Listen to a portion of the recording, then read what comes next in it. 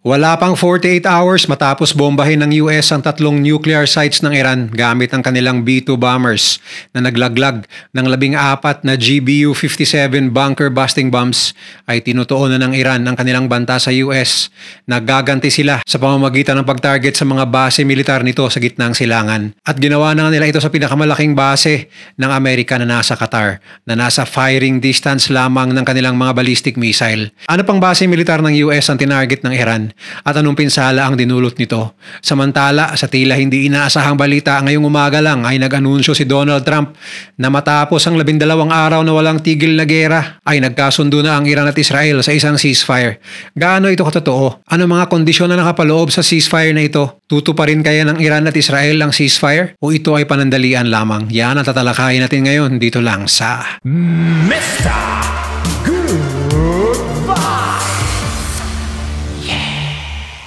Bandang alas 9 ng gabi, June 23, local time ng Qatar, ay biglang lumiwanag ang kalangitan sa itaas ng Doha na tila ba may fireworks dahil sa pagsalpukan ng mga missile ng Iran at air defense system ng Qatar habang tinarget nito ang pinakamalaking base militar ng US na Al Udeid na tahanan ng tinatayang 10,000 American at British personnel at sentro ng mga operasyon ng US at UK sa Middle East. Ito ay ginawa ng Iran bilang ganti sa pagbomba ng US sa tatlo nilang nuclear sites gamit ang 7 B-2 bombers at 14 na bunker-busting bombs. Ayon sa statement ng Iran na hindi sila papayag na hindi gumanti sa anumang pag-atake na gagawin ng US sa kanila. Sa kabila ng warning ng US na anumang pag-resback ng Iran ay sasalubungin nila ng malaking puwersa na hindi pa nararanasan ng Iran sa kanilang kasaysayan. Iba-iba ang ulat hinggil sa bilang ng mga missile na inilungsad. Ayon sa Iran, 6 lamang ang kanilang pinakawalan habang 14 naman ang sinabi ng US. Samantala, iniulat ng Reuters na 19 na missile ang kanilang naitala na sinasabing lahat ay matagumpay na na-intercept sa ere pa lamang. Sa kabila ng potensyal ng peligro, nananatiling ligtas ang mga residente sa Doha na siyang pinakamalapit na syudad sa nasabing US base ayon sa mga opisyal. Wala rin umanong nasaktan sa mga personnel ng US at UK sa base at wala ring mga gamit na nasira. Ilang oras bago ang pag-atake, parehong nagbabala ang US at UK sa kanilang mga mamamayan sa Qatar na manatili sa kanilang kinaroroonan. Tinatayang 8,000 Amerikano at libu-libong Briton na sibilyan ang naninirahan sa Qatar ayon sa State Department. Napag-alaman din na nagbigay ng abiso ang Iran sa Qatar hinggil sa kanilang plano na umatake upang maiwasan ang pagkawala ng buhay ayon sa ulat ng Reuters. 3 opisyal ng Iran ang nagsabi sa New York Times na nagbigay sila ng babala sa Doha bilang hakbang upang mabawasan ang pinsala. Sa kanyang unang pahayag matapos ang insidente, pinasalamatan ni Pangulong Donald Trump ang Iran sa pagbibigay ng maagang abiso. Aniya, walang buhay na nawala at walang nasaktan. Tinawag din niya ang atake ng Iran na mahina at binigyang diin na walang nasirang kahit ano sa base militar nila. Nailabas na nila ang kanilang galit, dagdag pa niya, sabay ang pagsabing may pagkakataon na ngayon para sa kapayapaan. Sa kabilang dako, tinawag ng tagapagsalita ng Qatar's Foreign Ministry ang atake bilang isang sorpresa at paglapastangan sa kanilang soberanya. Dagdag pa niya, kami ang isa sa mga unang bansa na nagbabala laban sa panganib ng eskalasyon ng Israel sa rehiyon. Bukod sa base sa Qatar, ay lumabas din sa mga unang balita na inatake ng Iran ang base ng US sa Iraq at nagbabalak din itong umatake sa naval base ng US sa Bahrain, subalit hindi naman pala ito totoo. Aabot sa 40,000 US personnel ang nakaistasyon sa Middle East na maaaring maging target ng Iran at mga proxy nito. Kaya naman ay nag-issue ng red alert ang US, hindi lamang sa kanilang mga sundalo, kundi pati na rin sa mga sibilyan at empleyado ng embahada sa buong rehiyon. Sa panig ng Iran, nagbigay ng matinding pahayag si Supreme Leader Ayatollah Ali Khamenei. Aniya, wala kaming sinaktan sa atake, ngunit hindi kami magpapasakop sa sino man. Dagdag pa niya sa kanyang post sa X, hindi namin nilabag ang sino man at hindi rin namin papayagan ang paglabag laban sa amin.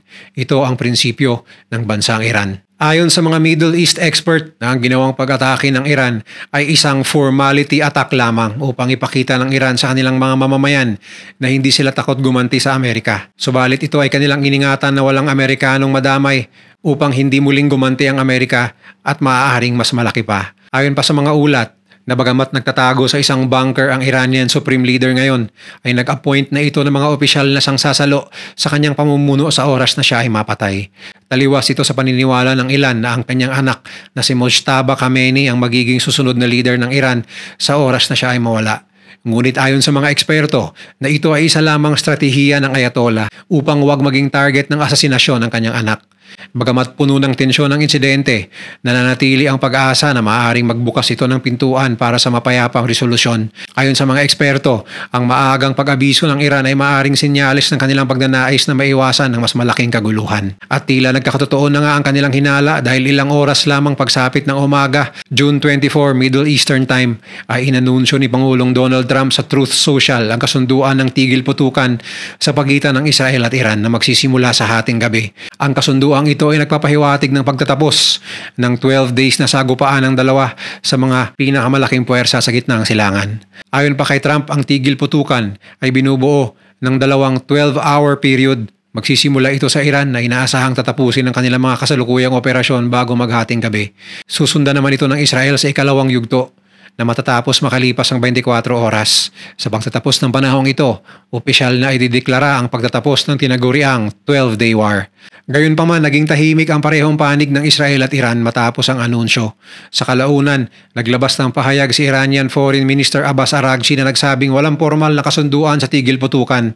Subalit idinagdag niya na kung hindi titigil ang Israel sa kanilang mga pag-atake, ay wala rin silang balak na ihinto ang kanilang mga kilos militar. Ayon sa mga ulat ay hindi pa malinaw kung kailan titigil ang dalawang panig at nagkakaroon ng konting kalituhan sa deadline na sinabi ni Trump dahil sa time difference ng US at Middle East. Ayon kay Dan Shapiro, dating US Ambassador sa Israel, nagtatanong ito sa kanyang post sa X kung may natitirang oras pa ba ang Israel para tapusin ang mga operasyon nito. Napakagulo, ayon pa kay Shapiro. Mayroon bang karagdagang 12 oras ang Israel upang umatake base sa unang anunsyo o dapat ba silang sumunod na agad sa tigil putukan? Paano ang mga pagkamatay sa Beersheba at mga sunod-sunod na pag-atake ng Iran matapos ang deadline ngayong araw na ito? Kasabay nito, sinabi ni US President Donald Trump sa isang eksklusibong panayam sa NBC News na ang tigil putukan sa pagitan ng dalawang bansa ay magiging permanente.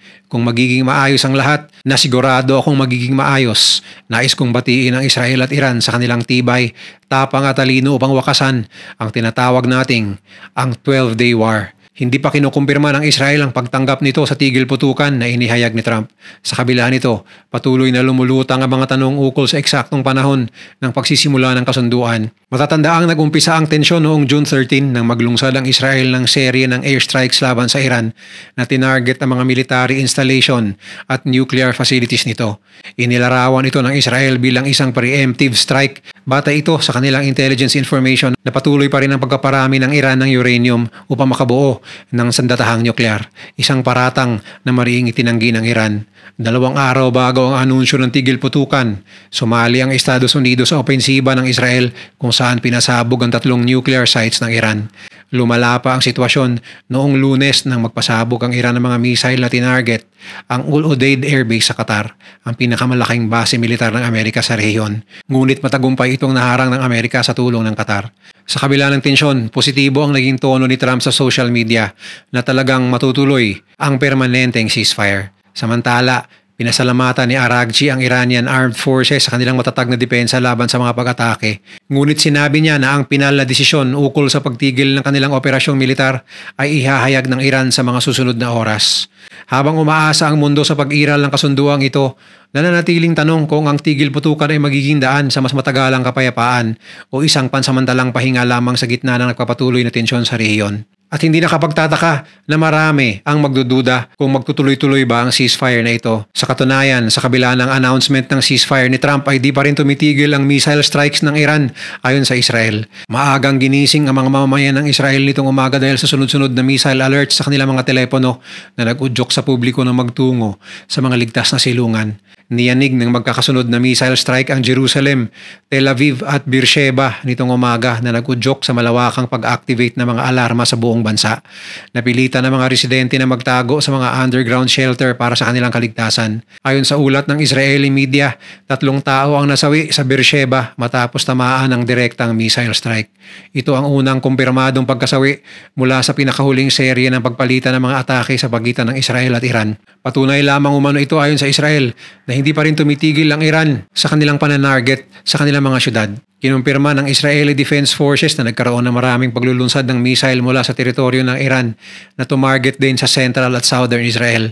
Patuloy na pinapayuhan ng mga otoridad ang publiko na mananatili sa mga shelter at umiwas sa bukas ng mga lugar upang habang nagkapatuloy ang pag-intercept ng kanilang Iron Dome laban sa mga missile ng Iran.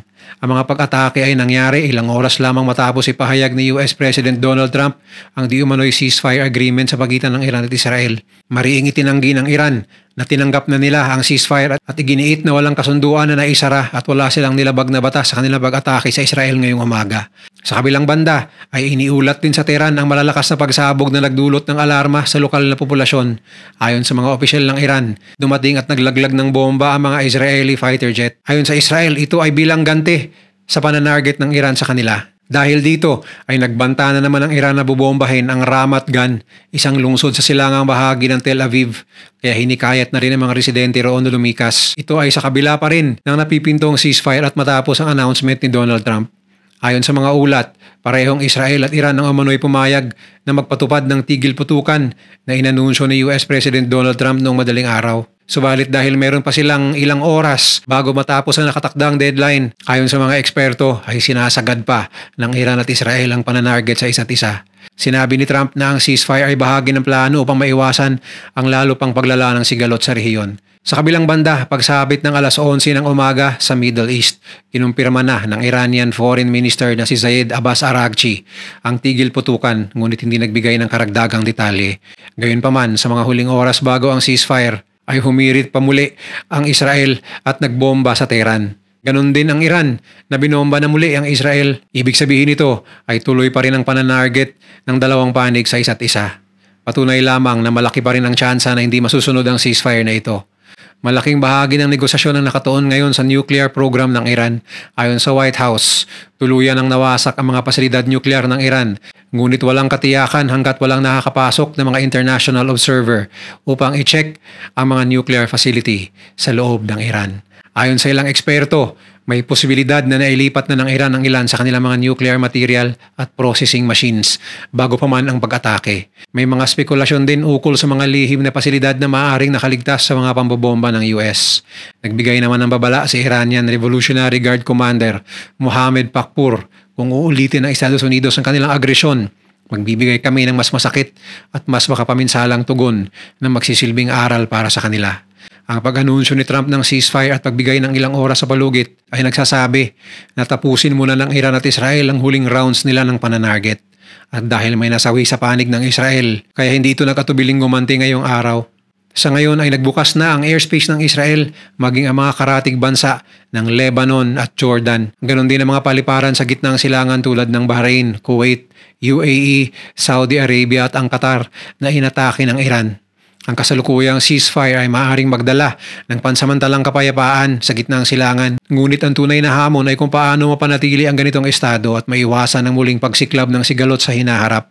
Ang kasaysayan ng negosasyon tulad ng Joint Comprehensive Plan of Action noong 2015 ay nagpapakita kung gaano kahirap ang pagkakaroon ng matibay na kasunduan sa pagitan ng Iran at Israel. Habang ang mundo ay naghihintay ng opisyal na pagtatapos sa gera ng Iran at Israel, malinaw na ang sigalot na ito ay dapat nang magwakas dahil marami na ring inosenteng mamamayan ng dalawang bansa ang nadadamay at ang epekto nito kapag tumagal pa ay tiyak na mararamdaman na hindi lamang sa Middle East kundi na rin sa buong mundo. Kung nagustuhan mo ang video na to, share mo naman sa iba at mag-subscribe ka na rin. Panoorin mo na rin yung mga videos na nasa kanan para lalo pang maubos ang oras mo.